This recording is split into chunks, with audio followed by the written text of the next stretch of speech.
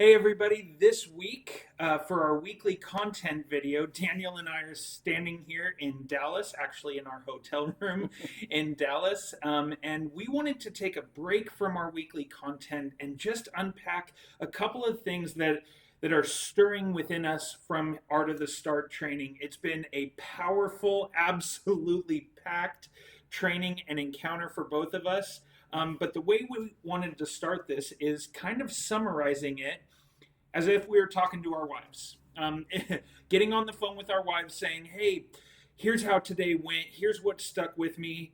So let's give that a shot, just kind of sharing what it is that has stuck with us from Art of the Start. All right. So one thing that stood out to me, if we were going to, let's say, think of from the ground up, you walk into a church, an established church, you have a mission statement, you have values, you have, again, the strategy, everything is there kind of clicking, working. Right. But in a church plant, you're the very first one there, or you're close to that. How do you develop a mission statement? What does that look like? How do you develop, again, values and a strategy? What is the purpose and the unique purpose of this Christian community? That's what Art of the Start is helping us work on. So that's stood out to me, like literally from the ground up, from the very beginning. How does this start? And that stood out to me. Yeah. Can be a little overwhelming at times because but there's help. These are great people. This is a great process. We're going to have great ongoing support. It's not just come to a conference, here's 3 days. There's coaching that surrounds us. There's follow-up calls that we're going to be a part of, and weekly, monthly engagements. And so they're great people, and I'm looking forward to the ongoing support. For me, the thing that stood out for me is it just hit me between the eyes that if we focus on weekend services, if that's what Harvest Church is about, we got to get weekend services off the ground. You may or may not get disciples. It may happen, it may not, but if you focus on weekend services, that's up in the air.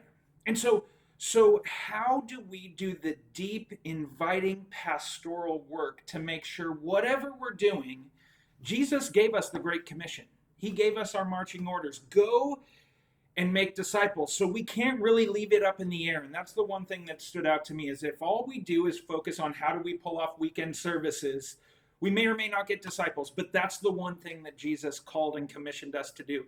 So we can't leave it up in the air. And so hopefully those are some encouraging insights. We look forward to unpacking more and involving you in more and figuring out what this means for Harvest Church.